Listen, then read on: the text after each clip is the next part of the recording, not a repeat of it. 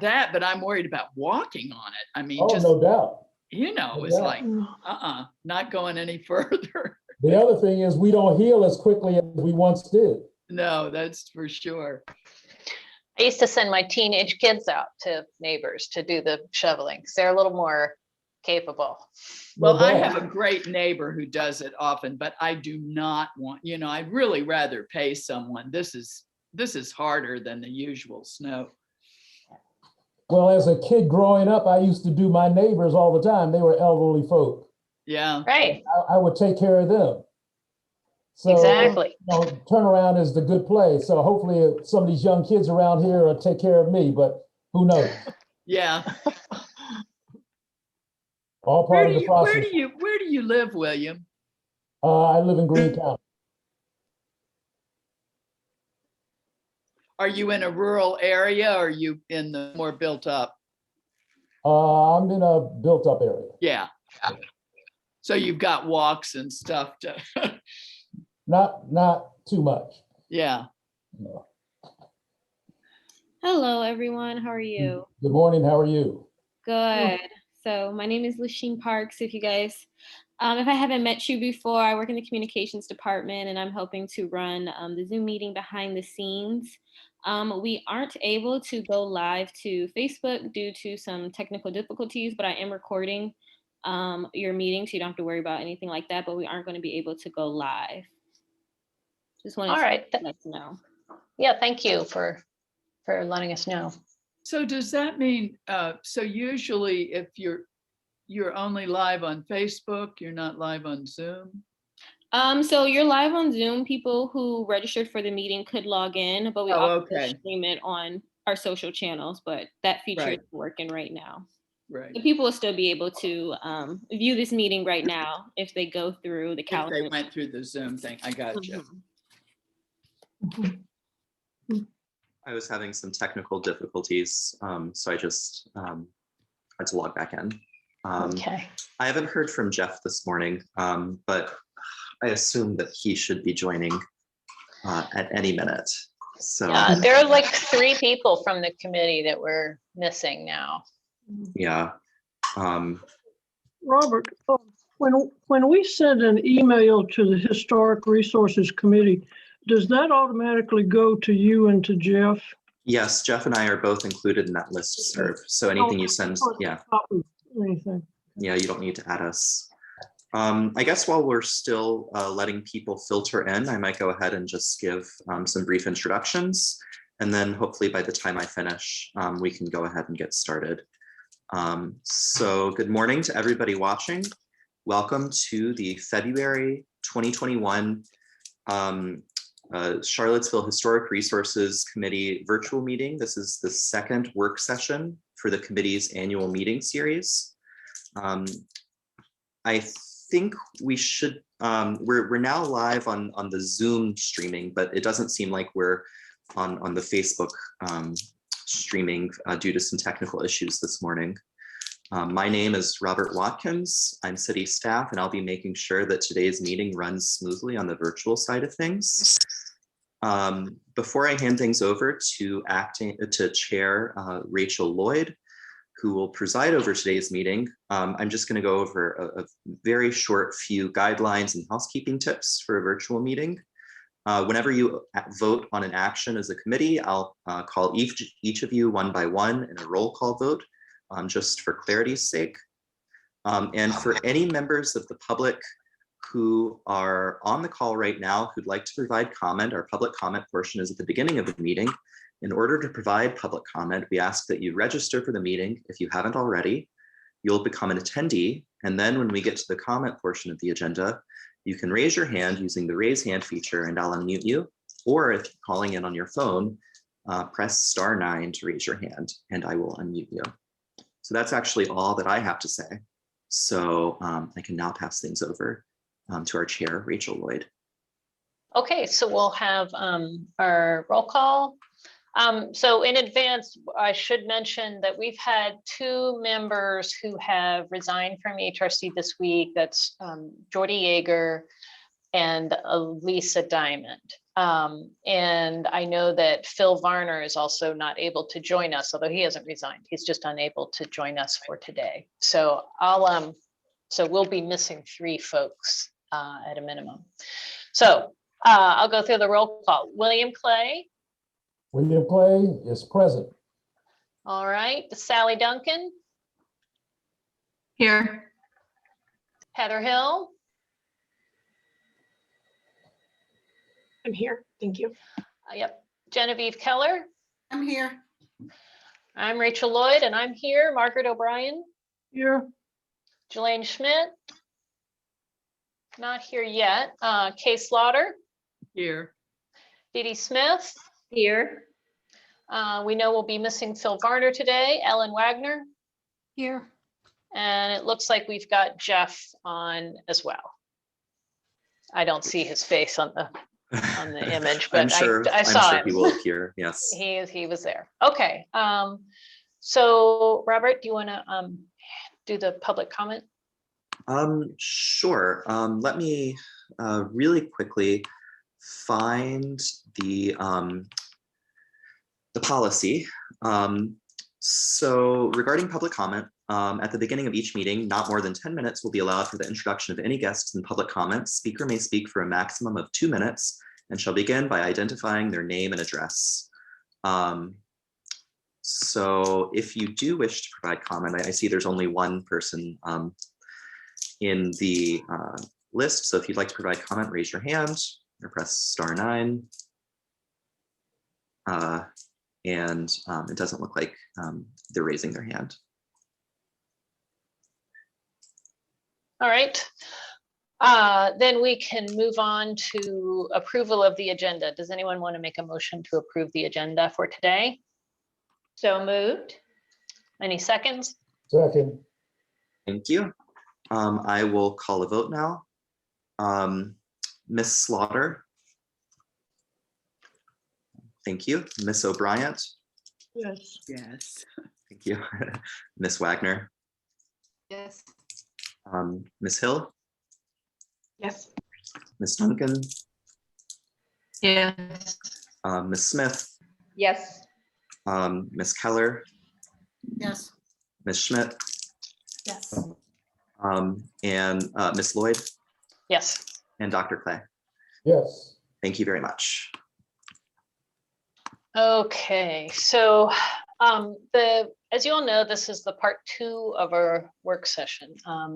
Last week, we talked about themes and contexts and different strategies we could use to achieve the agenda for the committee. And this work session is really to look in more detail at the work of the subcommittees, to identify the membership and go over the status for the different work that was going on in the pre-COVID period, and talk about new projects or old projects that we want to complete, and some of the other related issues like community engagement during our COVID times.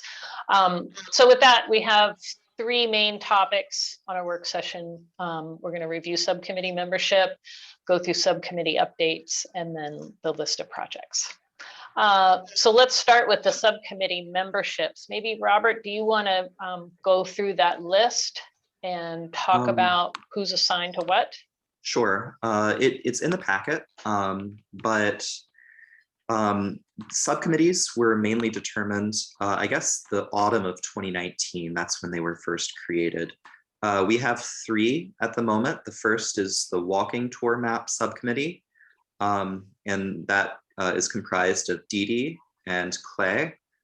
Jordy was on the subcommittee, but since he stepped down from the HRC, that means that the subcommittee now only has 2 members.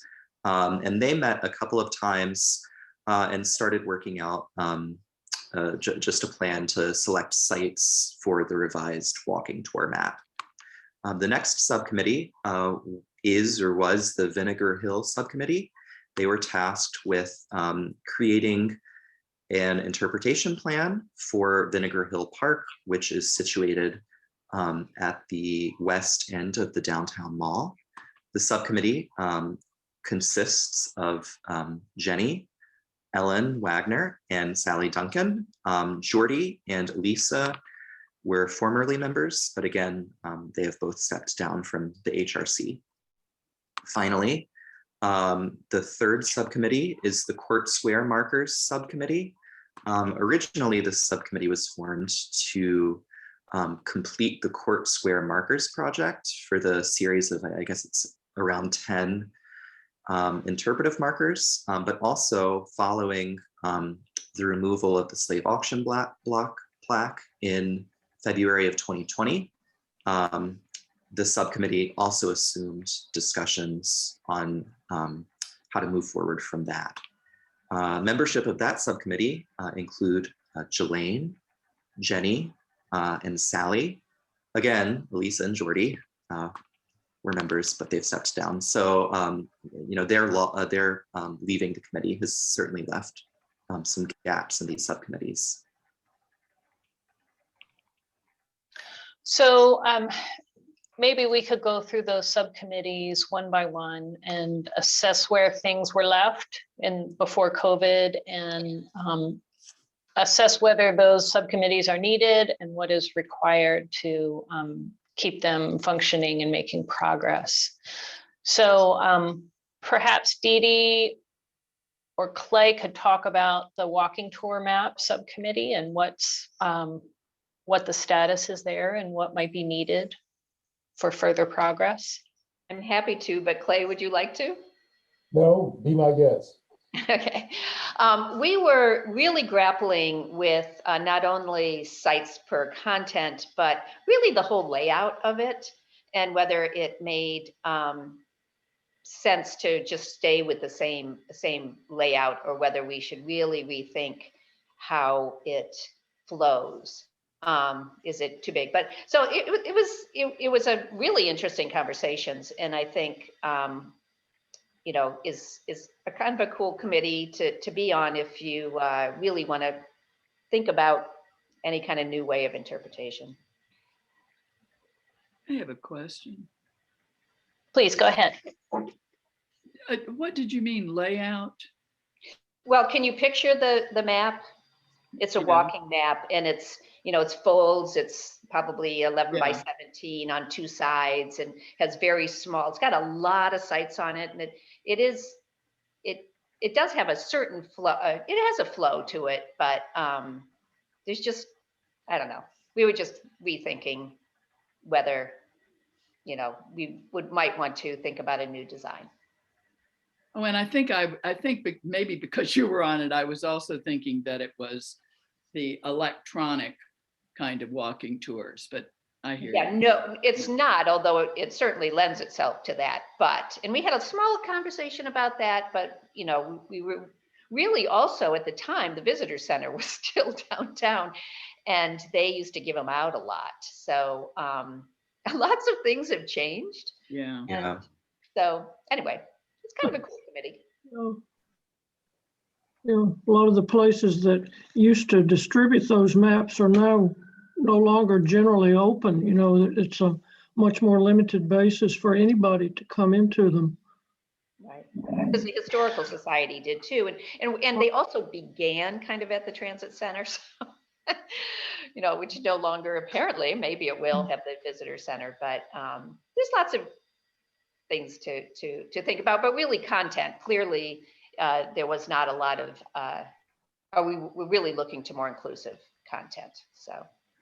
So what do you need? Or well, can we even, I guess maybe we need to back up one step. Can subcommittees even meet right now? Or are we restricted still by the COVID requirements? So that's kind of question one. And perhaps I should have asked this question before we jumped into the subcommittee reports, because I think we could probably identify all kinds of things that the subcommittees need to, you know, meet their goals and so on, but are we still kind of stalled out and this is working towards some future meeting plan? Yeah.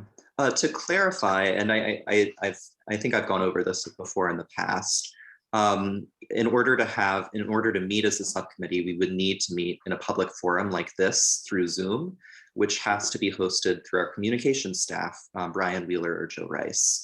And they have the capacity to, in addition to our regular meeting once a month, there are 6 subcommittee or additional committee meetings for the whole city that are able to meet. So if we plan in advance, we could reserve one of those spots like we're doing this month. We're having a second HRC meeting. If we wanted, we could try to host a second HRC meeting for subcommittee activities every month, but that would be limited to 1 additional 2-hour meeting. In terms of breakout rooms or other strategies for meeting as smaller groups, there really isn't the capacity to do that.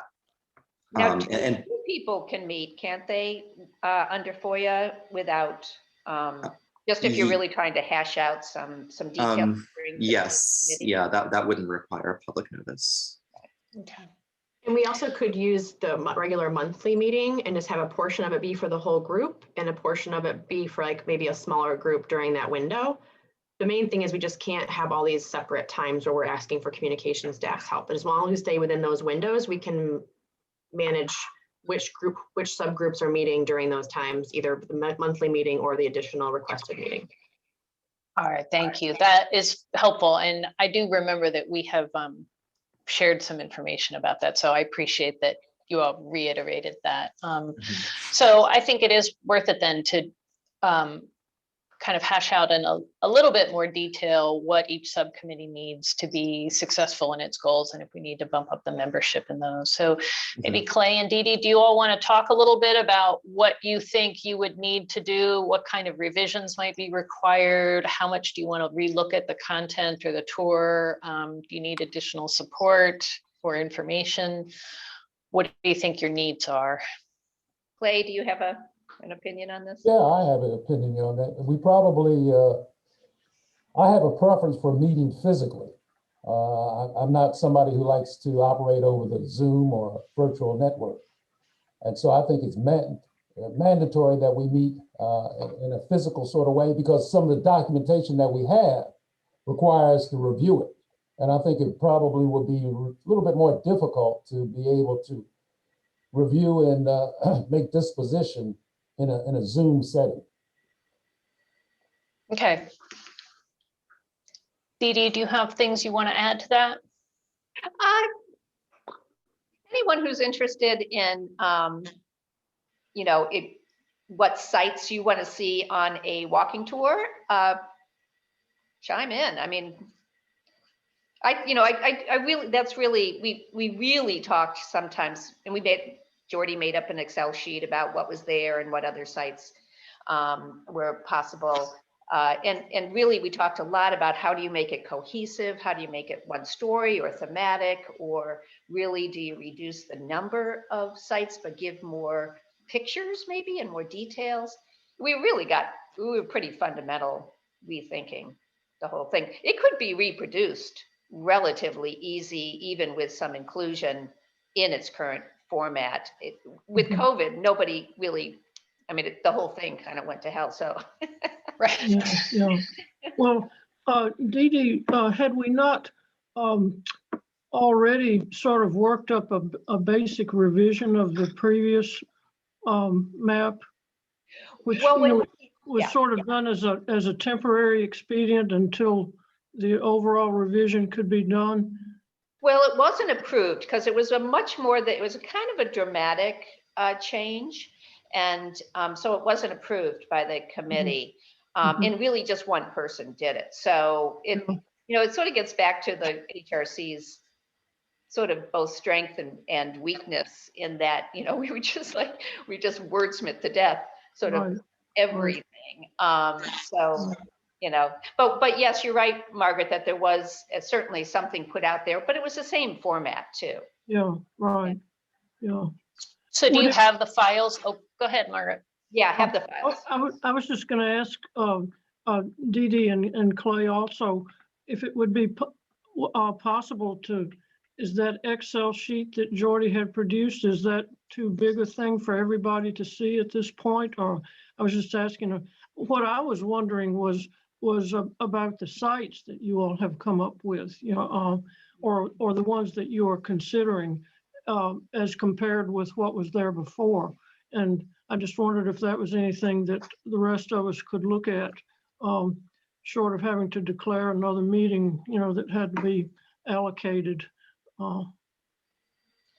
Yeah, no, that is easy enough. And you have to remember, you have to take things off in order to put things on, because it was already really, really crowded. It was jammed. Yeah. And so and Clay, if you're willing, I'm happy. I'm not real comfortable meeting in person. I'm on a vaccination list. I'm hoping to be vaccinated soon.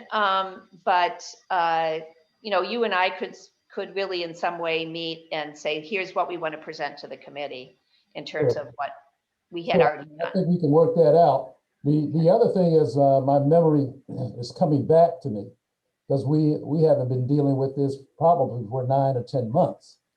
The last time we met, we were talking about different facets of locations around the city. So that was the last revision that we made, but again, we didn't present it formally to the body at large. Right. Right. Okay. Yeah, we'd have to figure out where we were. It's been a while, so to speak. Yeah. Okay. Now, do you, I guess we could talk about the membership. So Jordy is not on the subcommittee anymore. Do you need a third person? I think anybody who's really interested, and if you guys can picture the downtown map, and particularly anybody who really has some thoughts about how it could be sort of better, or reach more people. I mean, we talked about who the audience is. I mean, you know, those are all things that, you know, brochures you should be doing. Anyone who's interested in a brochure, because that's what it is. Yeah. Okay. Well, maybe can you all share with the committee, you know, after our meeting is done sometime later, what the latest and greatest is? Yeah, I've got it, really Clay. helpful. I've got, I think, pretty easily accessible. So I'll share with you first, and you can share with me if, you know, if you think I'm missing something, or if you have something I don't, and then you and I, Clay, can figure out, you're on this side of my screen. Where we go next? What we take to the committee. Right. That'd be great. Okay, As good. we've established, you guys can meet however you want, whenever you want, right now, until there's a broader committee, but. That's true. Yeah. Okay. All right. Okay, so our next subcommittee is Vinegar Hill. So that's Jenny, Ellen, and Sally. Do you all want to give the whole committee an update on where you were pre-COVID, and you know, any information that you need to share and what we can do to help progress, if that's possible at this time? Anyone? I was going to say, honestly, it's been so many months since we met in person. I really have a hard time remembering where we left things. So I'm hoping Jenny's memory is better, or Sally's, than mine, because we definitely met several times prior to COVID. But again, that was a year ago. So Jenny, I hope you can weigh in. I don't have a specific timetable. I'm wondering if we actually met after changes of terms last year, because my memory of Vinegar Hill is when we were doing the posters for the construction site. And I can't recall having a meeting about anything other than the posters. Yeah, that could be. But there may have been, and perhaps I didn't attend, or perhaps I'm just not recalling it, because sometimes these meetings had similar memberships and one bled into the other when we were meeting at the library. So yeah, I just don't have any. Yeah. Maybe Robert has some meeting notes or something. I don't mean to, you know, if my own recollections are different, feel free to speak up. But the Vinegar Hill subcommittee did meet a few times until about February of last year, working towards a letter that I believe was sent to council from the HRC, which is attached in this month's meeting packet. This letter, I think, had 3 or 4 requests from the subcommittee, or maybe it was from the full committee to council. One of the requests was, I think, to urge council for more funding for the Jefferson School, the Vinegar Hill Monument. One of the requests was to just like reaffirm the commitment, the funding commitment for the Vinegar Hill signage when it was completed. I don't remember the other details of this letter, but it should be in the packet for your review. And that's really the last kind of activity that I remember the subcommittee embarking on. I remember that there was interest and there were mock-ups of 7 additional posters for the construction fence. But then I emailed the subcommittee a few months ago to see if there was still any interest in going forward with those. And it didn't seem like members of the subcommittee, since the code building construction isn't going to last forever, it seems like there wasn't interest in putting 7 more posters up. Thank you. Really helpful. So when is that building expected to be completed? I think end of summer, September. 2021, yeah. Yeah. Okay. Yeah. I mean, I think that the walls will come down probably before then, but. So I'm looking at the letter now, and when it talks about the temporary signage, was there any decision that those topics, Vinegar Hill then and now, public decisions and leadership, the businesses of Vinegar Hill, selective imagery, propaganda leading to neighborhood demolition, was there any sense that those were the topics that would be on some permanent sign? Yeah, there's one sign, and this is what marker plaque sign. There are a series of banners that hang from the light poles, and those follow the standard. Charlottesville has a wayfinding design, and it would simply have Vinegar Hill Park as text, as the letters. There is a sign at the Water Street entrance, if you will, that says, "Welcome to Vinegar Hill Park." And then there is a kiosk type sign that is entirely for the HRC to fill with text, graphics, images, however it sees fit. That's the piece that that needs to be created. And it looked like there was some intent, at least earlier, to coordinate with the Jefferson School to finesse the language. It says, the stories, desires, remembrances, etc., to go to populate that information. Yeah. Now, Jelaine just asked a question about a vandalized sign. Yeah, during the some of the marches this summer, some of the original posters in the code building construction fence were tagged with George Floyd or other kind of markings. And we replaced the posters, but we did save the tagged posters. So we still have those. Okay. And we can figure out what we might want to do with those. Well, they're kind of historical documents. Yeah, themselves. absolutely. Special collections. Yeah, that or the Historical Society or something, or maybe if there's enough of them, maybe in 2 different, I don't know, anyway. Yeah. Yeah, okay. Well, it seems like there were a lot of next steps. Does it make sense to wait until the construction at the code building is done? Or do you think that outreach to the Jefferson School, the Heritage Center, does that make sense sooner rather than later? If I could throw in there, Dee Dee has certainly probably has the institutional memory on this, but this is content wise, it's not a, I don't know how, this isn't a billboard. So there's a outline of the content that the committee had worked on some time ago, and sort of just filling in some of the gaps. I don't want to, I know it's always, reach out, talk. And a lot of this history is available. And I don't know, my suggestion would be the committee could easily begin to craft something just like we did with the posters.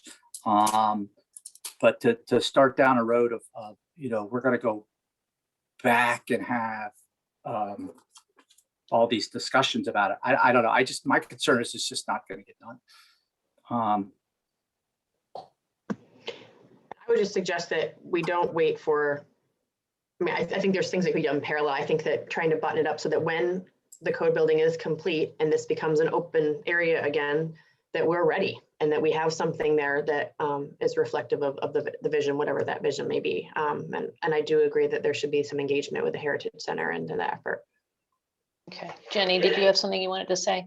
I was going to say, we didn't meet with Andrea Douglas from the Heritage Center in the subcommittee, as I recall, but she did attend a meeting and we talked about the Vinegar Hill Park. We talked about the already designed Vinegar Hill Monument, and we all of us wanted to clarify that the Vinegar Hill Park was not to supplant or replace or compete with the Vinegar Hill Monument or the programs at the African American Heritage Center. That was a program that was fostered by a previous city council, and really the only requirement for the rehab of the Jefferson School was that it would contain an African American Heritage Center.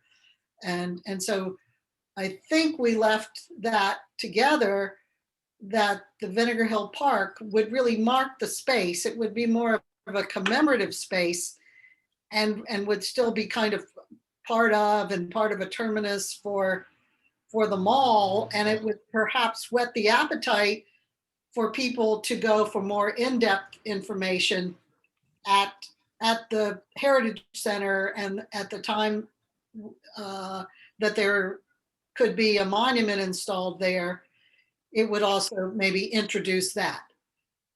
But my feeling was that in consultation with Andrea Douglas, we wanted it to be a rather simple and commemorative space and not duplicate anything else or compete with anything else. Right. It's not a very big space. Right. And I think that could change with all kinds of other proposals that are out there. But I think it would probably make sense to do a check-in with the Heritage Center to make sure that we're on the same page and we're not duplicating efforts. And I've expressed before, there are some folks in the community connected to the Irish ancestry that they're very interested in that the origin of Vinegar Hill is mentioned in some way, and connecting back to that, what we think is that 1840, 1850 railroad history and the Irish immigrants at that time. But that speaking up from the community, I know. In fact, I got an email from them yesterday asking about it. So that is one of the questions that is this the span of time, or is this, are there a briefer period? And I think also the discussion with Andrea had been about maybe some of the imagery that's used, and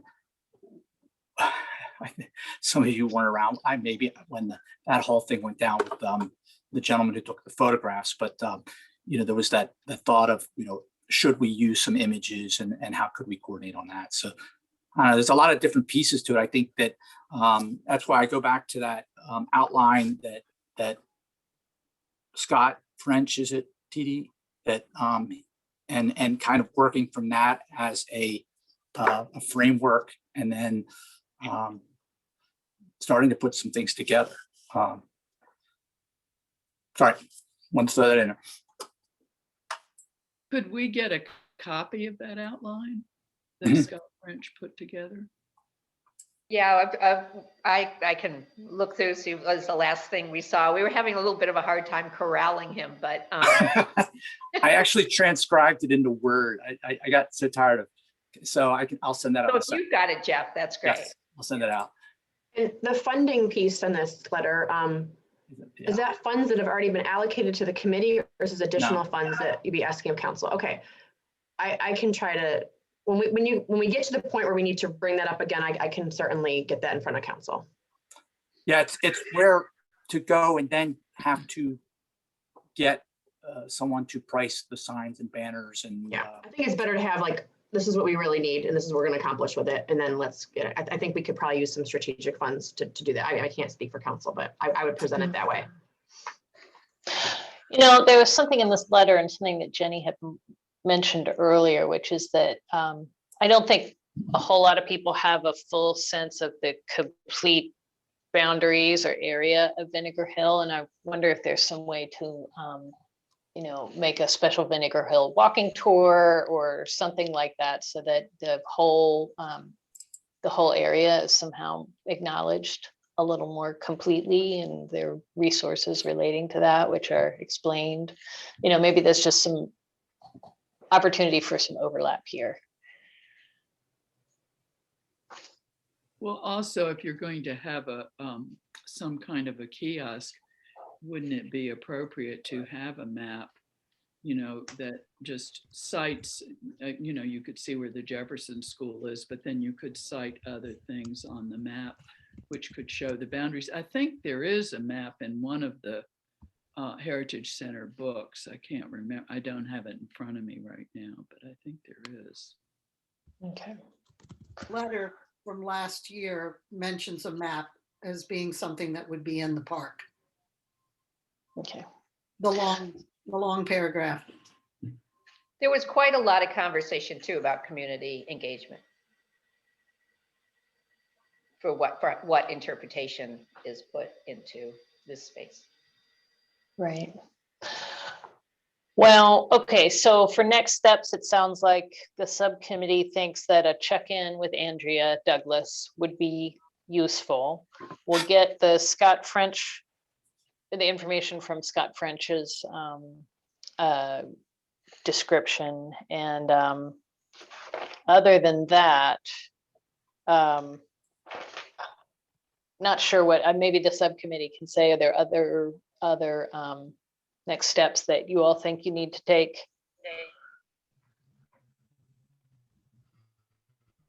I mean, there's some, and just to note, because this sort of goes back to what I think we'll talk about later, but there's a lot of resources out there that are really cool that could be used at least for inspiration and for content. A lot of Scott French's interactive maps and the movie, That World Is Gone. Is that the movie that was done? So just some good resources. Mm-hmm. Okay, subcommittee, any last thoughts on the Vinegar Hill?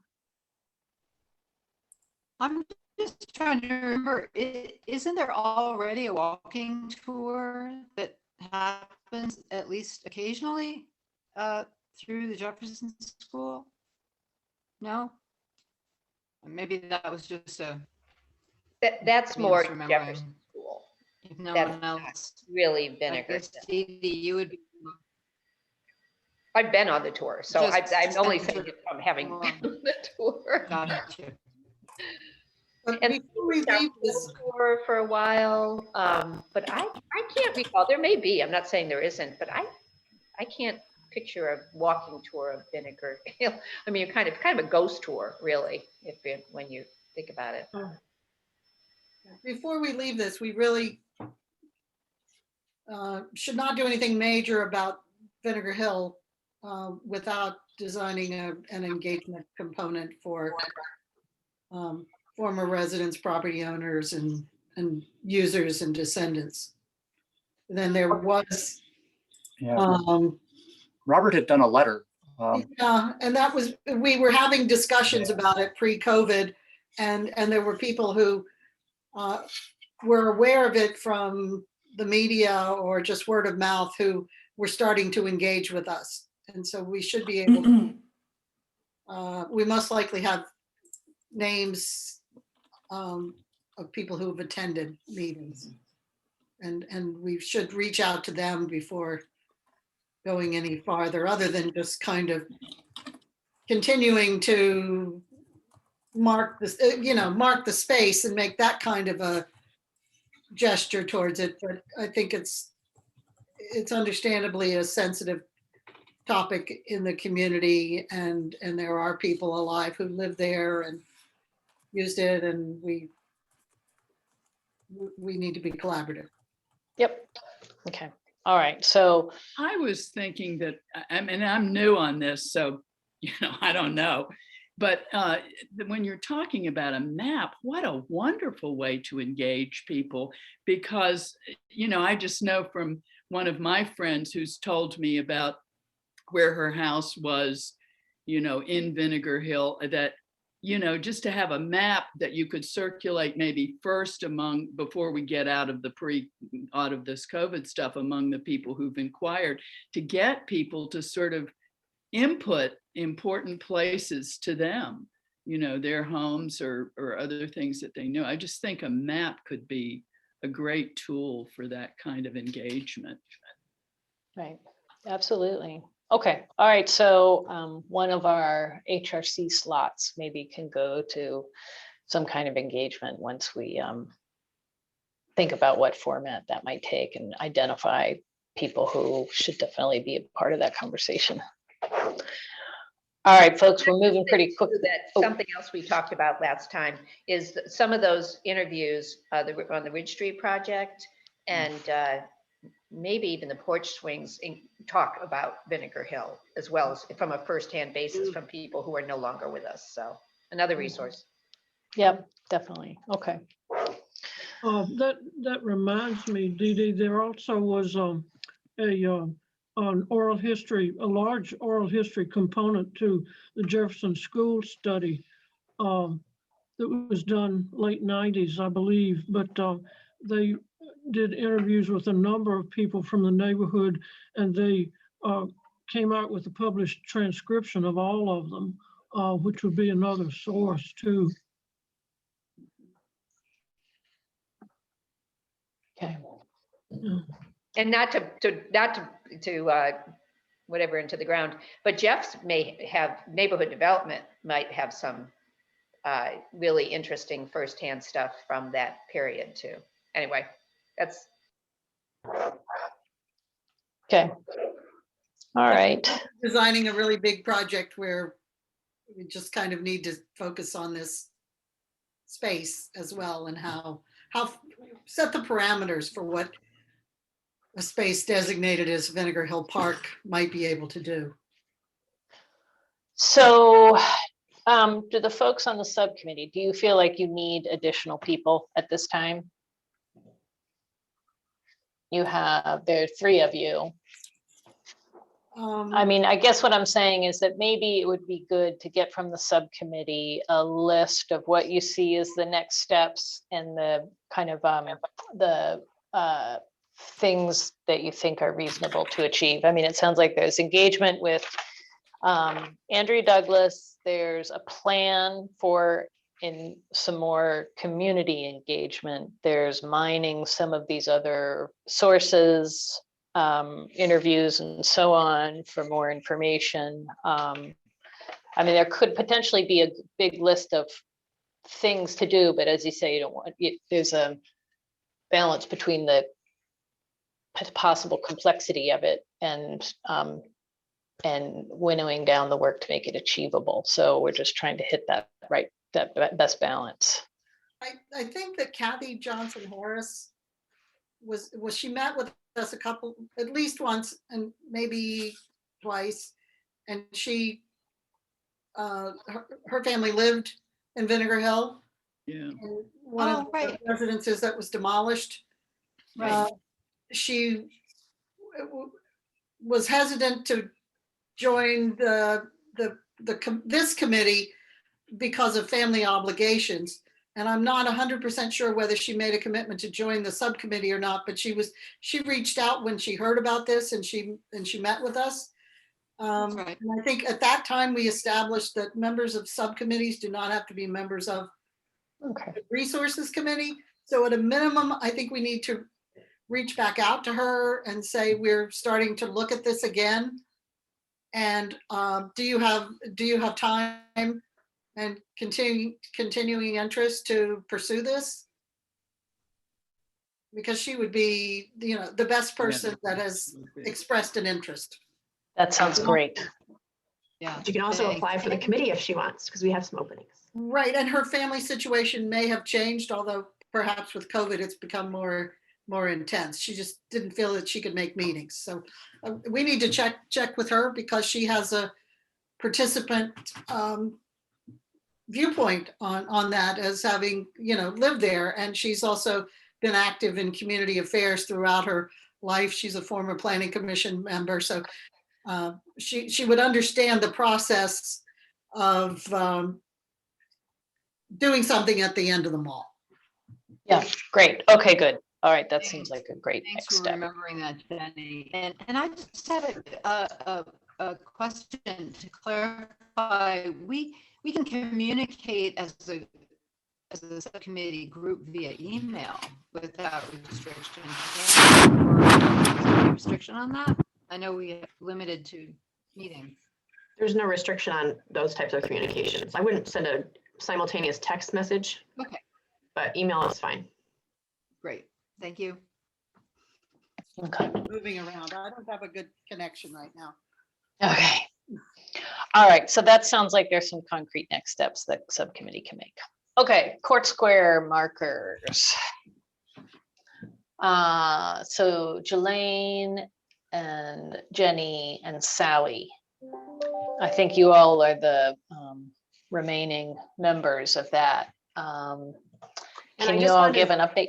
I'm sorry, I was going to chime in here because I actually have a council thing at noon I have to leave for, but because of what the discussion on Monday and some public comment, because this subcommittee also includes the slave auction block area, I just wanted to reiterate that public comment reflected two different versions, but like it definitely, we heard from folks who just were really impassioned that the descendant community needs to be included. And so I responded to those comments that this has certainly been a priority of this committee. And so I do think at some point, and we mentioned it last week, we just need to kind of have a plan for what does that look like, both in the shorter term in the COVID space, as well as, when are we going to feel comfortable doing something more broadly than that, and what might that look like? And so I just wanted to, before I have to hop off in a few minutes, just given this is the topic of this subcommittee, just reiterate that we have heard from the community. Obviously, we've heard the other side too, that people wanted to come in and do something really swiftly. And it's been challenging to kind of balance that, but I did feel like there was loud and clear voices just sharing that, no, this needs to be done in partnership with the descendant community. So, yeah, thank you. Well, I think part of what we were dealing with there, and refresh my memory, Sally and Jenny, if this sounds accurate, but that there's so much stuff going on with the court square, the renovations that are going on with the city and county, of the court buildings themselves, but that, what can go ahead. I guess I have a question of that. I'm not sure where that got left. I mean, I know that, that we've got this big renovation project that's, well, when does it start? Heather, do you know when? We'll see. You had mentioned, so, and thing I want to keep in mind too is when they start that project, we're going to have construction fence availability. So we have a place to put things. I can't recall the project date. I know they are looking to come to the BAR in April with the beginning of the schematics. So things are moving forward. And this is to the rear of the Levy building. There's the 1980s annex, which will be removed and then and new addition constructed. And what's going to be left is that courtyard area. And I recall what I said last week was that I've been kind of pushing out there the thought of, before any final design for that space. And they're primarily focusing now on the building before they design that space, that they contemplate that as somewhere that is, some thought is given to as an appropriate memorial space for a lot of these issues. And the response from you all was that you were like, fine, that makes sense. But there was the thought that there's still something at or near number nothing was appropriate. And that's, Jelena, you had mentioned the parking spaces as possibly offering a space there. So that's where that we had gone. So it's the same sort of general thing, but two separate issues. I think the construction schedule is looking at like a 2023 delivery of product. Yeah. So 2 years from now. So when's it starting then? When does? I think they're looking to a year from now have a hole in the ground. Now they may be doing some demolition there to drop the addition and see what the conditions are. But I think in general the construction of the site is hoped to begin in a year, and yeah, it could be an 18-month, 2-year project. So but it's best that we get.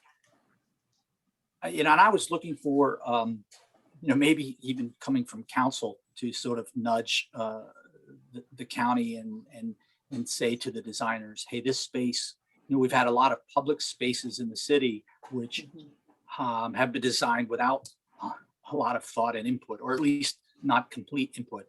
Here's an opportunity site. So, just to reserve that for those things. But then as far as something at number nothing and at other places, the committee can certainly continue to have that discussion. And I think that was sort of one of the intent of if some funds from Mellon are available, that maybe they could be accessed to do some sort of programming and including outreach for something at number nothing. So that's, so I don't want to dissuade. I don't want to say, hey, let's put all the eggs in the basket of that courtyard area. But let's, yeah. I do think that we need to be engaging though with the county, and obviously, Jillian, you have it in other capacity with this grant, but I think that looking specifically at these areas and all that's going to be going on, that's driven a lot by the county, that we need to be lockstep in that. And so I think that this subcommittee almost needs to invite maybe Siri or others at the county into the fold now. It's probably more driven from I would say higher up, and I'm trying to think the design team. Well, I've been primarily dealing with the architect, Eric Ampman, and but it would be something where otherwise we're pushing from the bottom. Is maybe council says even if you all wanted to send me a note to the Board of Architectural Review that we could incorporate into the discussion and say the city council has asked that this be considered. I think that's the better approach. And again, it is not designating the space necessarily for anything specific, but it is reserving the design of that space for a process that doesn't get us where the city has gotten with some of its other memorial locations. That's all. And then it's into the discussion. But I don't know if that is helpful. So that we can deal with later. And now I guess back to what we're thinking at Court Square relative to the markers and something at number nothing. I would find it helpful but I don't want to discuss it anymore. The Levy building, I have no idea where this Court Square, where this pocket park potential is. I'll go look, but if you have anything about the schematics or something, just mailing that to us would be good. Yeah, it's just it's the entrance. It's between where the Levy building is now and the old site of the Swan Tavern, what Redlands Club is. There's currently a parking lot there. That will be the sort of entrance courtyard into this new courts facility. I can't visualize it. Yeah, it's nothing there but cars. I would like to suggest that we convene a subcommittee meeting and think strategically about this area. And I know that a lot of thought by a lot of people over many years has gone into Court Square markers, but that we back off from that because we're in a very different situation than we were a year ago. When we know more about the county's design and about the Mellon grant and engagement with others, we might come up with a different approach, and maybe individual markers sprinkled throughout Court Square is not the best approach. I think that's kind of what was driving our thinking last spring when we were struggling with how to incorporate a new identification device for the enslaved sales that occurred in various places, even beyond the one building at Zero. That's when we started thinking this sidewalk is not big enough. And then we started to look at the end of Jefferson Street as an area possibly for a Memorial Plaza or something like that. So I think we're getting into bigger design issues, and I think we have renewed interest in history from the clergy and the downtown churches. So it might just behoove us to have a new approach, start thinking about, is there something better than markers that are not the most secure ways to interpret history in the current environment, because they can be altered or defaced or purloined or something.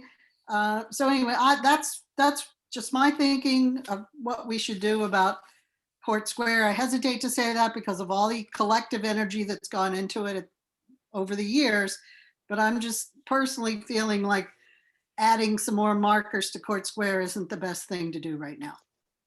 Jenny, if I may, to add to your point, I think today, after the resignations this week, we're in a very different situation in completing the markers than we might have been 3 months ago when we resumed convening as a committee.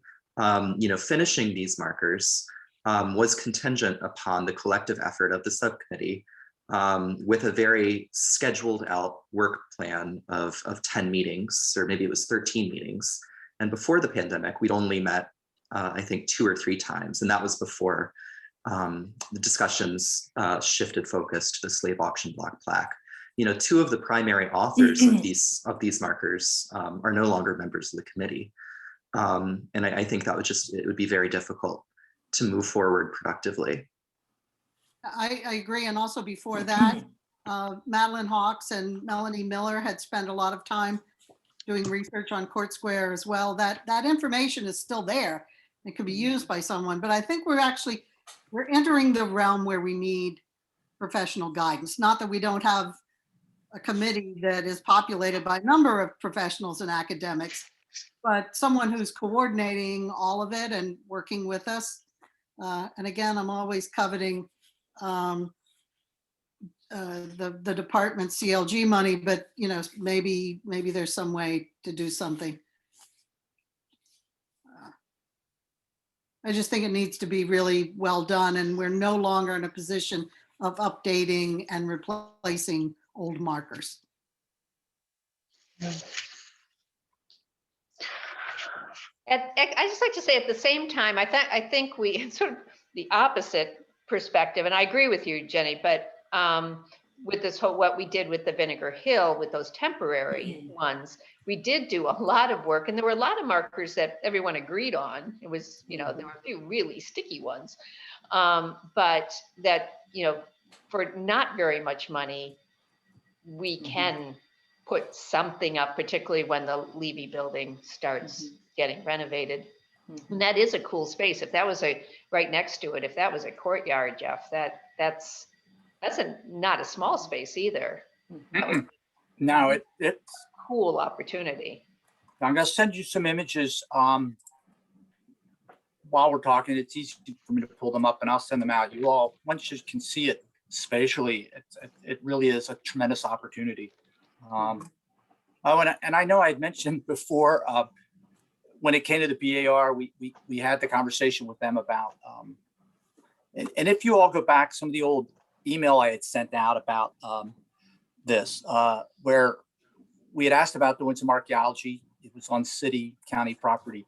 And I know they have since contacted Ben Ford about developing a phase 1. So that's good. But this is where I had found the reference to John Jewett. Jack Jewett's father is buried here and presumably still there. So lots of interesting things. But I'll send the images out and you all be able to see it.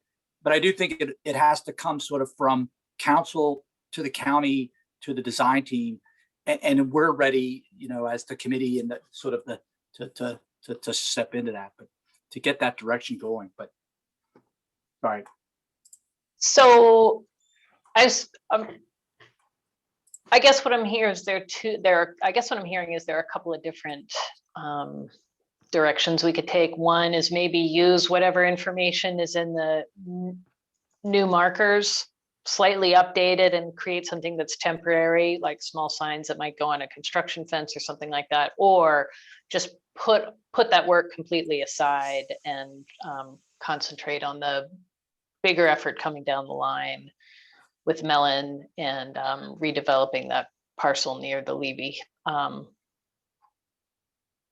mean, what is the status of the new markers? Are they undone, not done at all, quite done? Vote was to start over. So I would say very much in limbo. Jillian, you looked like you were going to say something. Yeah, Lisa had done a lot of work. I remember that they were this close. Yeah, that's what I remembered. Sally, Jenny, what is your memory? Well, we've been through so many stages. They've been approved and ready to go, and then something would happen, or we'd need to tweak one, and then that tweak would lead to another tweak. Which to me says there's always been an issue here, because we've never really turned the ignition on. I think there's always been a hesitance to say they're really completely done and ready to go. So I just think it would make sense to sit down and feel like again and see what makes more sense. And maybe they should be a walking tour, because a walking tour can change and it's not semi-permanent. It's more interactive. New information can come forward. People can react and applaud it or be offended or revise it. We're not making a big investment in infrastructure with a walking tour. Sally, it looked like you were going to say something. Yeah, sorry, I'm super laggy. Yeah, I think the texts are so close to being done that I think if we read over them all with fresh eyes, that they would look a lot more done than maybe we remember. And I think I would love to finish them and just say, even if we don't put signs up, at least to know that we have these approved texts that are ready to go if and when we need them for anything. Yeah, I'm sorry. I just recall a year ago, October, the vote was to essentially start over, and that's where. So I don't know. I mean, you all can decide. Well, Jeff, that was before the subcommittee was formed, and the subcommittee met numerous times before we really came up with a concrete review schedule, and it kind of listed out all the meetings that conceivably were necessary in order to finish editing the text and then reviewing them. And there were a number of review stages that we devised, including a couple of review meetings as a full committee, and then also sharing the text of the markers with the Central Virginia history researchers, as well as the curriculum coordinators for the public school system. So there are a number of review steps that we still had planned on doing that we would still need to figure out how to do. You know, once we were to look at these texts and figure and decide that they might be appropriate. And it would be really great to know what text was approved, even if, again, if they don't become permanent signs, or if they don't even become, you know, non-permanent signs. If we're talking about doing a walking tour or doing something else, to know that, well, this, we can start here because this was at one time deemed good enough. Yeah. I think you'd have to go back to the minutes to determine which ones have been approved and which ones. I have it still being somewhere. revised. I have it Yeah. somewhere. Yeah, I'll get that out. Because it does seem like a some of the possibility. Google Docs we have, Elisa had marked which ones were approved and which ones were not. Great. I mean, it does seem a shame to lose all that work, and especially if there's an opportunity to put them up as posters. So there's not a huge financial commitment on the part of the city to get them done. And it can be a sort of temporary, but important interpretive possibility at that location while the construction is going on, and while we hope Mellon grant money, you know, maybe funding some other churning community engagement and work in the background. I would just like to note that with those Vinegar Hill posters, that we had the basically free graphic skills that Madeline had. Yeah. You know, and I think that really made it seem easy. I'm sure it wasn't easy, but we should consider getting somebody, maybe paying Madeline to do that again or something, but whatever. Yeah. I did get a note from her this morning about, she said having, you know, she had her second, so she's hanging on by the, you know, by her fingernails, but she's surviving, and said hello. I would really like to see the text myself, just being a new person. It looked fairly detailed in the outline of all the steps people had gone through. So I don't see what's wrong with reviewing the text and reading it. Having a session, maybe one of our meetings could be, you know, looking at some of them and saying what we think. I would heartily endorse us revisiting them and then think about what medium is most appropriate, and maybe putting them out as posters for the public to interact with for a little while, or putting them out as a walking tour, or putting them out on the web.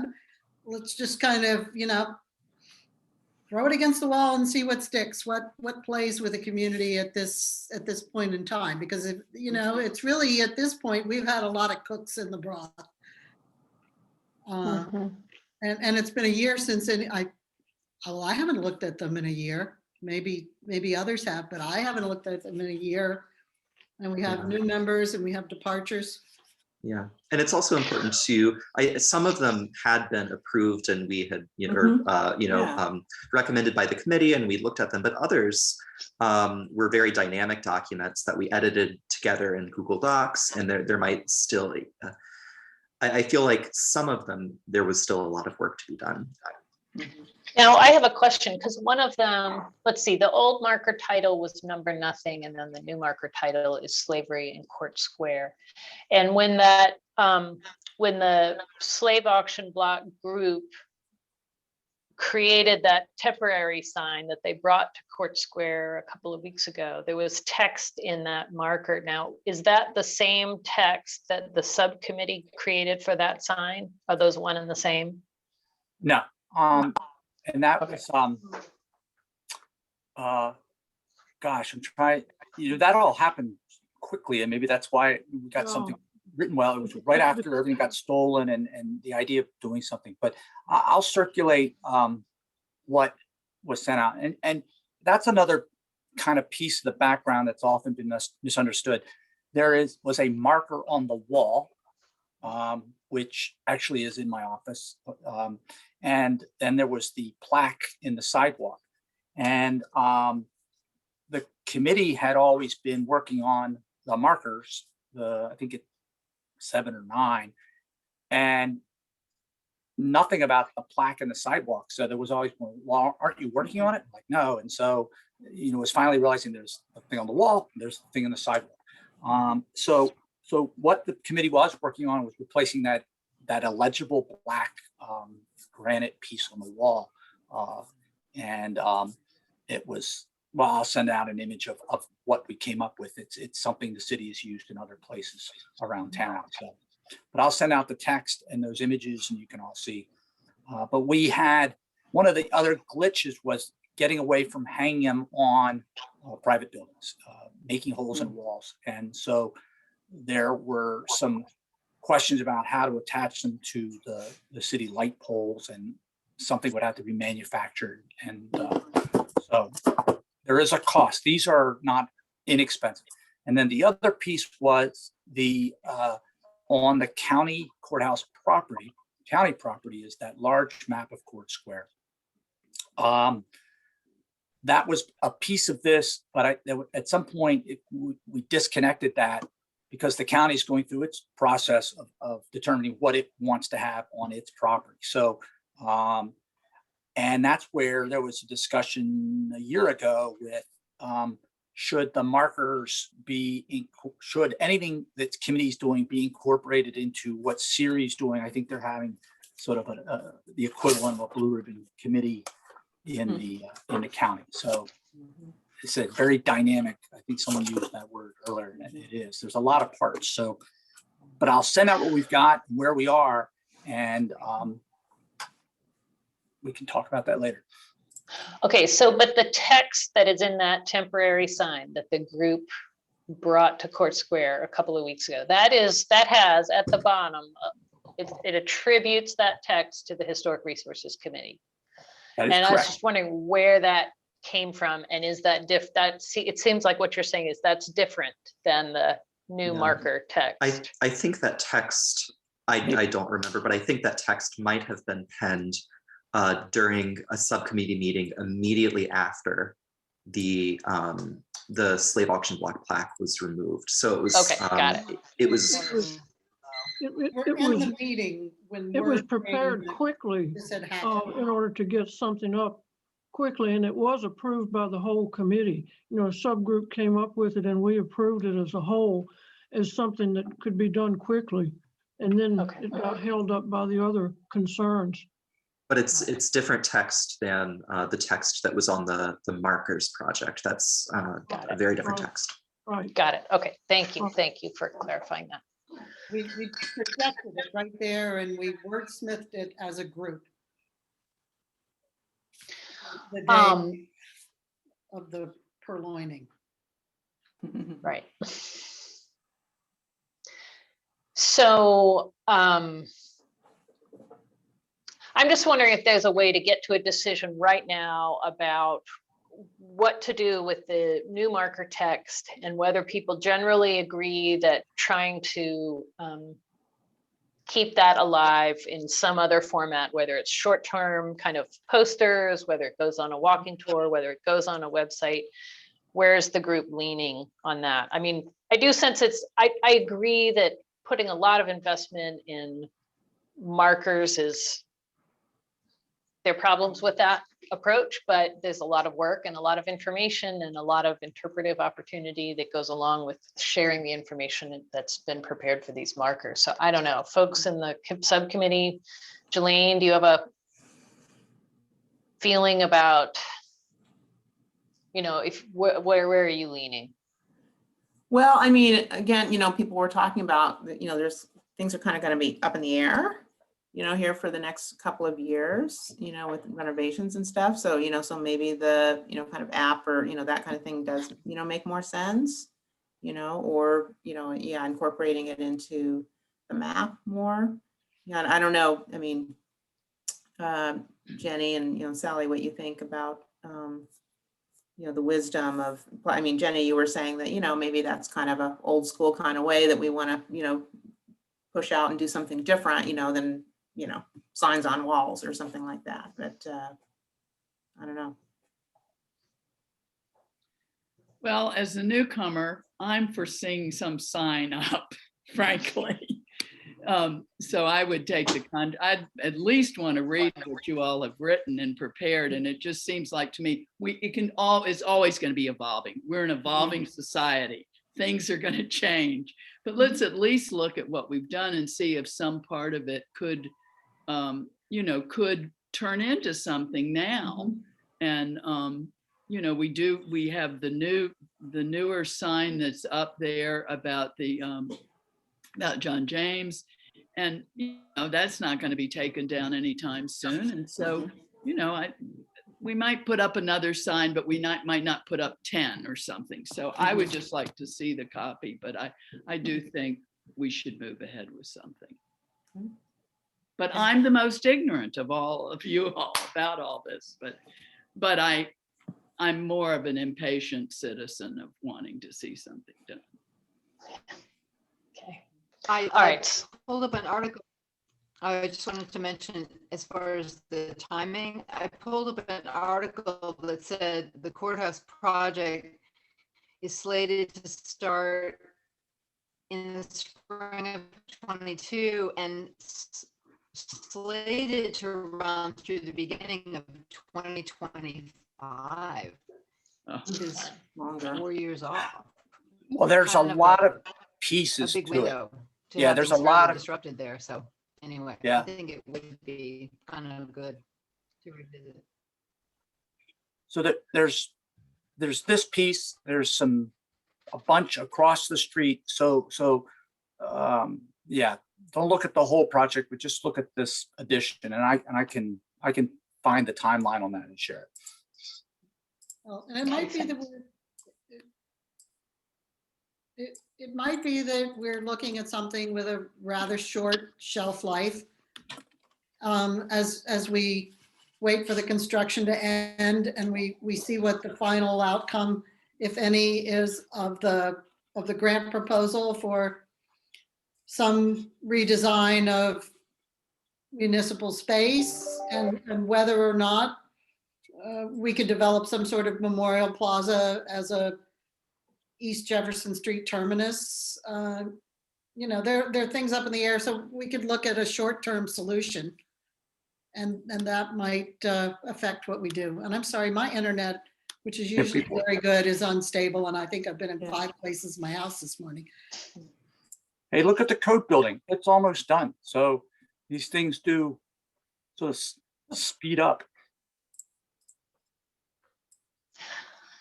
So I don't know if you want non-subcommittee opinions, but it sounds like we really just need to revisit the text. Let's see if we can agree on it. That gives us lots. Well, Nothing, but. And then we lost you there for a second, Dee Dee. Then we explore the medium and the location. Yeah, no, I was just saying, let's just see if we can agree on the text. Yeah, okay, so that'll be our main next step, is that the text is shared with the whole HRC and we all take a look at it and evaluate how close to completion it is, or if it's even ready for prime time right now. Okay. And subcommittee, you guys feel okay about that? We'll just look at where we are. Yeah. Okay, great.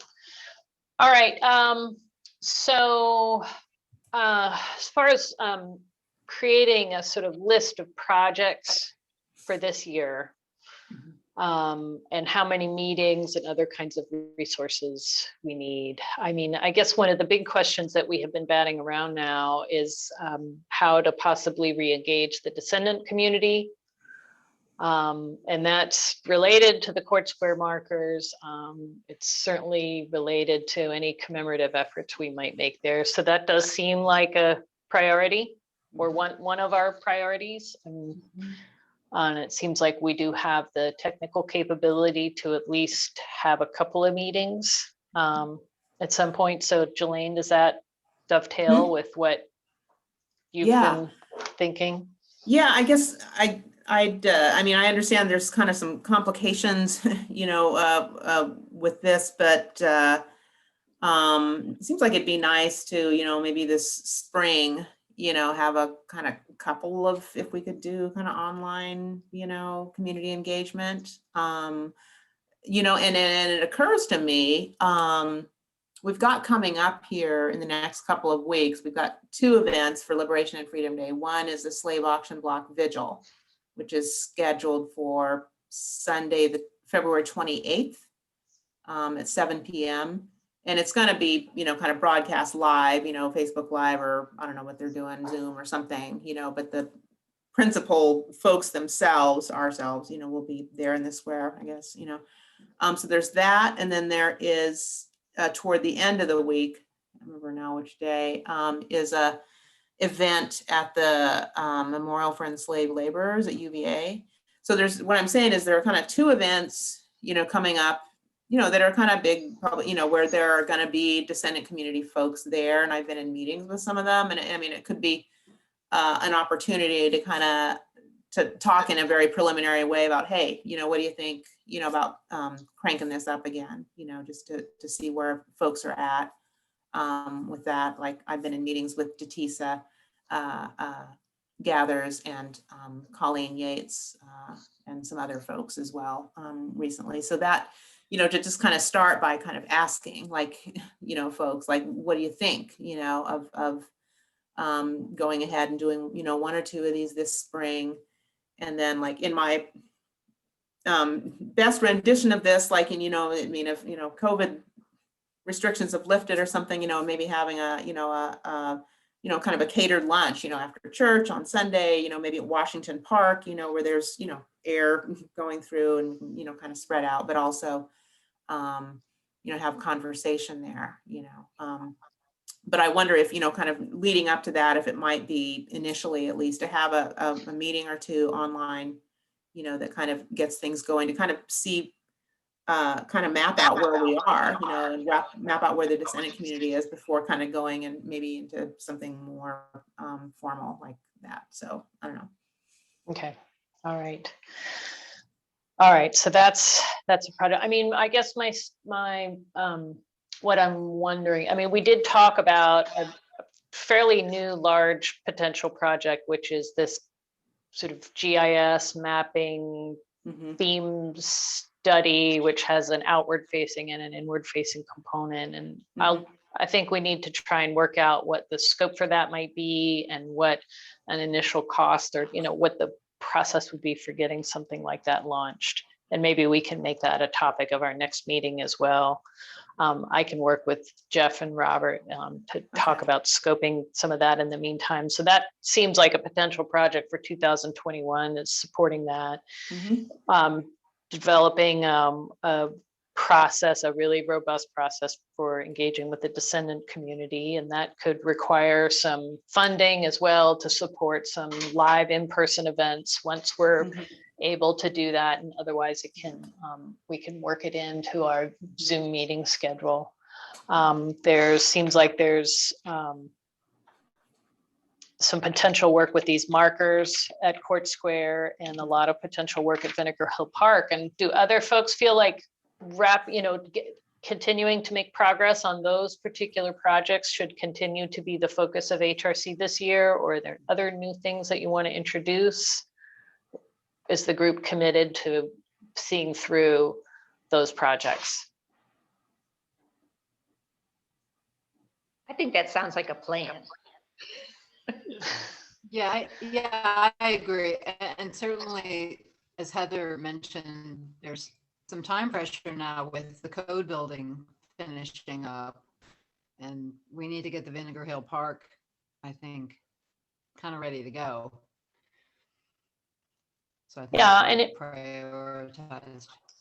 And it sounds like with the walking tour as well, this possibility of reprinting new maps. I mean, there's some concrete things that we can do once some of the work is done. I mean, I feel like everyone feels better about their work when you see stuff actually coming about and you see progress, and the city is, getting the value of all our time and efforts. And we do have budget. So I just want to make sure we make that money and time work for us and for the city. Yes, Dee Dee.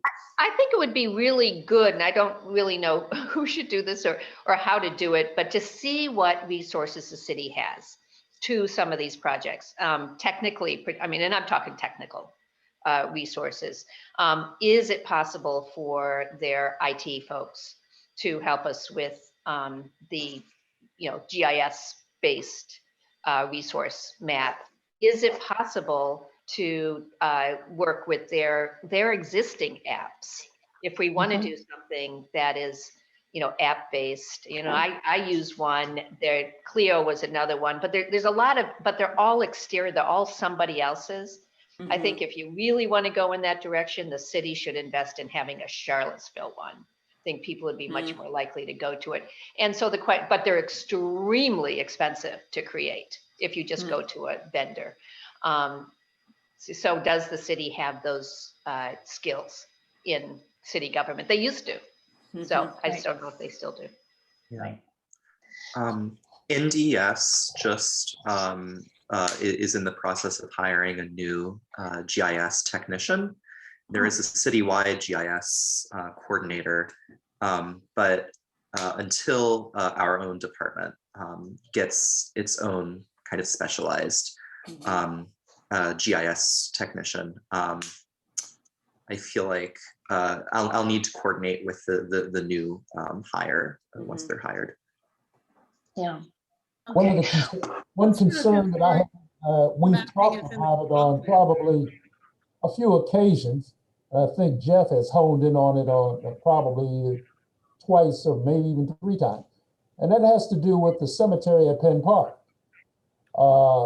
There are some folks enslaved folks that we think that are buried there. So the question I'm asking, what is our responsibility and what disposition must we make per this matter?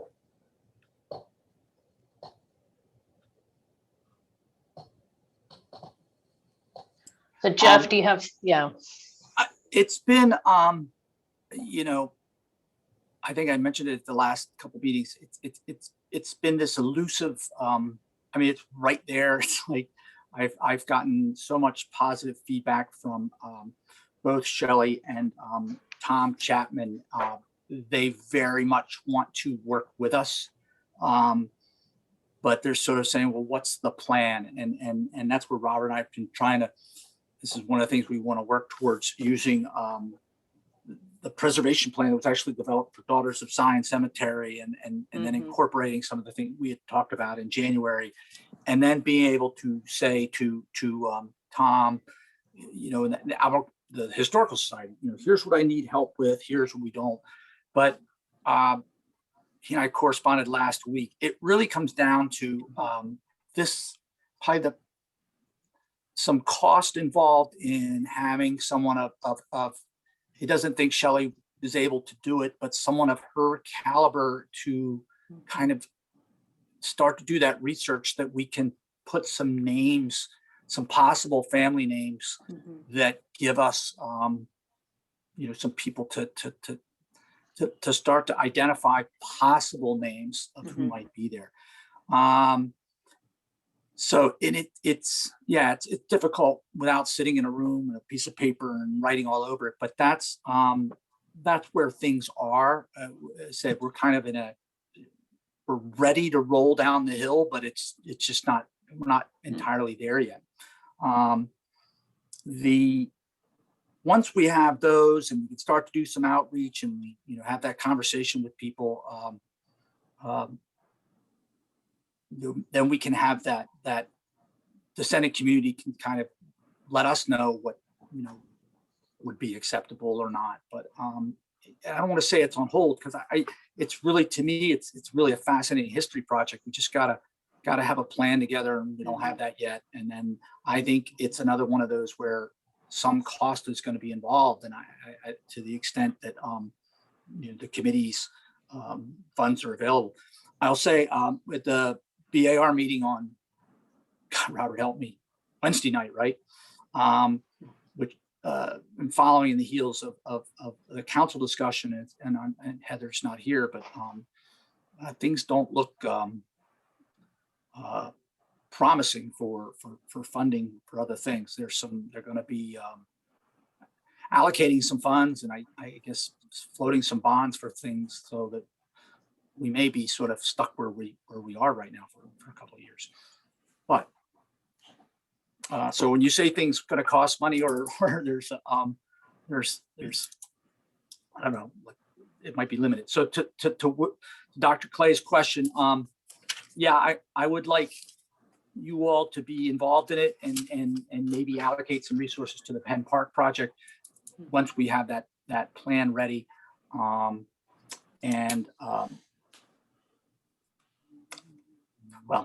there was something else I wanted to offer, but I'll keep talking.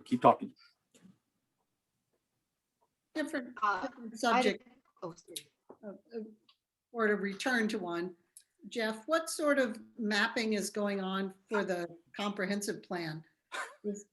I mean, I'm just wondering, is there a way to piggyback for our GIS or to what I met with them once, the consultant group that's working with Roadside Harwell, Brick and Story. Oh, that's the young lady we need to be in touch with. She is wonderful. I'm just wondering, because we want to have a more comprehensive approach to historic resources, and historic resources need to be addressed in the comp plan.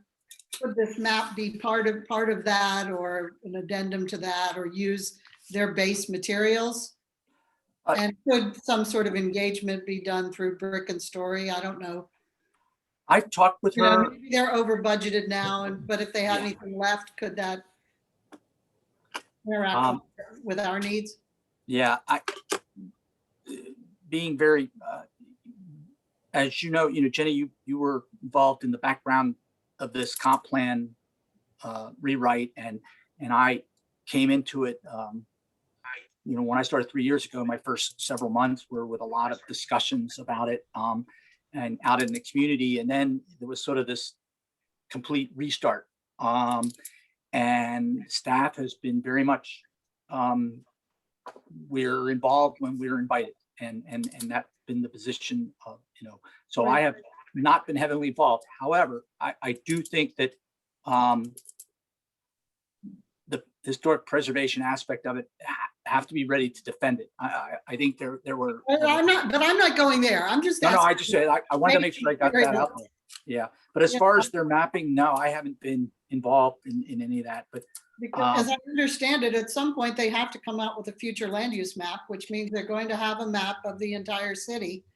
And if we want our resources to be used as background for planning decisions, is there a way to interact with that? So it's just an inquiry. I have no agenda whatsoever. No, Length on the comp plan. But absolutely, I mean, my belief is absolutely the historic resources ought to be on the city GIS map, and they ought to feed into land use and so on. They ought to be a critical planning component. To be this little extra nice thing on the side or this controversial thing on the side. We want to be an integral part of the planning process. That's right, 100%. And that was at least one of my hopes with the whole idea about the GIS mapping of resources, that it becomes a planning tool also. I would assume those would be the maps that would be used moving forward. So if that question could be asked somewhere, I would appreciate it. And what's in GIS now? The districts, local and state, or local and national register, and the individually protected sites, as well as individually listed state and national register. What's not on those maps and what's not in GIS, and I know I shared some stuff with Dee Dee and yesterday with Rachel. What's not in there are the resources that have been surveyed, but are not. Now we know the age of buildings, that's in the GIS data, but that's something that's been researched as a historic resource, but without designation, that has not been identified in the GIS, and that's that process of figuring out what I have and where. And but that's where I say I think that identification of the mass of information is the, before we start putting anything in the GIS, we got to have to know what we want to put in there. But I don't want to get into that. Yeah. Yeah, but Clay's reminder to us about the Penn Park Cemetery is one of the things that kind of jogged my thinking on this, is because there are all these sites that are not officially designated anywhere. They're kind of lost and they need to be recorded. And so this gives us a potential tool for that. Well, I mean, my sense, we're talking about projects. I feel like we have a ton on our plate for the year, especially constrained as we are with the COVID issues. So my sense is that what we have described in this meeting gives us a lot to work on. And we need to, I guess, Jeff and Robert, the 2 empty positions will now need to be advertised for, and ideally we'll fill them, but we've got a lot of work to do just with what we've listed here today. So unless other folks have additional projects, if anyone else wants to suggest other things, but I think we've got our work cut out. I guess I'm wondering where we are in terms of scoping out the GIS. Do you want a subcommittee for that? Do you not? Do you? It seems like something that's so fundamental to a lot of other projects. If you were to form a subcommittee, again, just the trouble would be finding the time to meet with the subcommittee, and that would, prioritize this project over the other subcommittee's activities. Good point.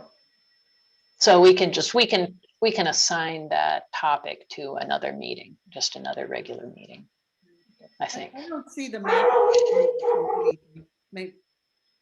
Maybe the chair does. To me, in the ideal world, staff and the chair would figure out what the city capacity for mapping or piggybacking onto something else that's going on.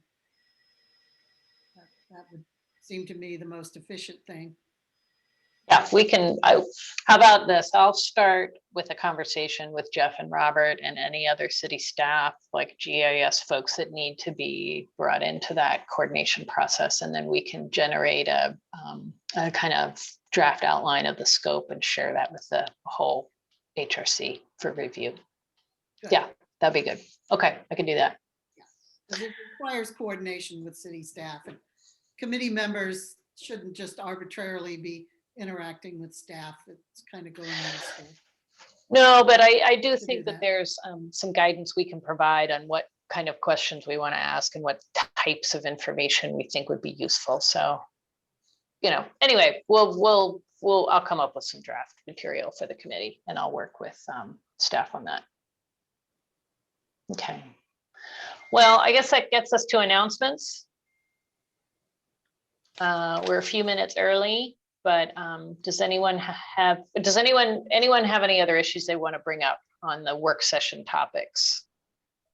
Well, I had a quick question related to our priorities, which was, could you just remind us of what our budget for the year is and what's already committed to those funds and what is not committed going forward?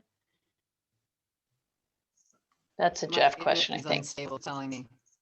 Yeah, it was hard to hear, but it's about our money and our budget. Just went out. That's fine. It's fine. So we have between $42,000 because of the way, and I appeal to any of you who are accountants to help me understand accountant speak, but because we use some money for 10th and Page, and some money's been trying to read tea leaves of what the best I can determine is it's either $40,000 or $42,000 that we have. Of that, we had allocated, I think, nothing's constrained, if you will. There's and I have to, but think in terms of, I think we budgeted like 2,000 for the maps. I think there was a certain amount that we allocated for the signs at Court Square, but maybe free and clear to do things with, think $20,000. That's probably a reasonable number. And because like I said, we don't know the cost. We haven't gone with the Court Square markers to get any cost estimates or anything yet. But if we think in terms of about $20,000 free and clear to do things with, that's and then of course even more if something changes with Court Square. Okay, thank you. Okay. All right. I'll send that out as well. It's been, I have to admit, I just, every time I ask the bookkeeping people questions, I end up with more questions. So they speak their own secret language. Okay. All right, folks. To announcements, I just wanted to make Yes. a quick announcement just to remind folks that there's a lot of activities that different community groups have planned for that first week of March, well, and February 28th already, starting on the last day of February.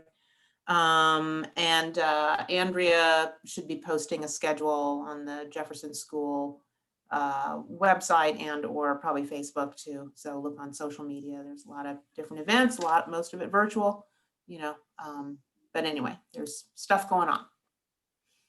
Thank you. Anyone else have any other announcements? I'll Yes. just note, I know it's not a city resource, but it keeps getting moved, but the Almau Training School marker will go up a week from today, since the weather prohibited today. That does have descendant community input, probably not on site for COVID reasons, but we'll do it virtually. And there will be a video about Almau Training School, which intersects very much with the Riverview Farm, which is a city asset. So that's why I bring it up. And that will be coming out probably in the summer sometime when we can have a physical gathering with the descendants community of Almau Training School. Great, thank you. I have a Alright, similar, I was gonna say a similar situation with Burley High School. The alum are asking for a marker, and I've talked to Siri about that because the school board, county school board, volunteered to coordinate that or sponsor that because there is a cost. And I said we used out of the historic surveys funds funded the nomination, and so but I did tell the alum that we would we'd figure out how to put just the small plaques that say, this building's on the Virginia Landmarks Register, this building's on the National Historic Register, Historic Register. So those two things we'll probably bring back to you, but I don't think it's possible to get a marker application in by the March 1st date. But I know that in the fall, when hopefully things are back to some bit of normalness, the alum would very much like to have a celebration of that the historic designation, and I think the committee should be very involved in that. So, but okay, great, thank you. Okay, so for the agenda for next month, I mean, we have a lot to talk about, and my sense is that we'll try to take a bite out of the scoping for the GIS and themed GIS work, and that discussing the scope should be one of our topics for next month. And then I think probably also reviewing the current status of the Court Square markers might be appropriate. Those two things seem reasonable. We can adapt. People can email if they have other things they want to talk about, but those seem like logical next steps. Anyone else have some thoughts about that? Sounds good. All right. Reasonable. Okay, well, with that, then I think we are concluded a little early. You get 15 minutes of your day back. Thank you. So I think, all right, Thank you everybody. all very much. Yeah, can I Thank actually, you. Can I ask one thing? We did talk about public comment before and after, and I'm not saying, I don't know why we would have it, but I noted that last time that I can't remember if anybody else remembers that, say that, after you've listened to a meeting and then you want to say something. You're right, we did. I think there's a note that at the discretion of the chair, there might be an additional public comment section at the end of the meeting. So I don't know if anyone's even here still, but. I don't know if anyone is stuck around, but I'm happy yeah, to. we have 2 members of the public. So if if it's okay with you, Rachel, we can open it back up. If you Sure, have that's fine. any comment to provide, raise your hand using the participant tab or press *9 if you're calling in. And I don't see any raised hands. So. Okay, Deanie, thank you for reminding me of that. I appreciate that. We'll make sure we do that at the end of our meetings now. We'll save a few minutes. And we do need at some point to adopt those into the bylaws if we want. We had gotten to where, and I realized this when Clay asked, Dr. Clay asked last time, that it was, we had discussed them and reviewed them, but the committee never voted on them. So. Okay. All right, we'll By look at that. everything you sent me, Jeff, is somewhat of an obstacle or barrier to reading. Yeah. It's quite a bit. So I asked myself, damn, this committee's got a lot on its plate. Right. Hell of a lot of stuff on its plate. Just by looking at the things that you sent me. Yeah, all right, so you lose all that extra few minutes by catching up on your reading, folks. Go through all the emails that Jeff has been sending us during our All right, meeting. sorry. All right, folks, have Thank a you great for your leadership, weekend. Rachel. Thank you all for your great work and participation. Everyone stay healthy and safe, and we'll talk next month. Great, thank you. All Thank right, you. bye Rachel now. will be in contact. Thank you. Bye. Mhm.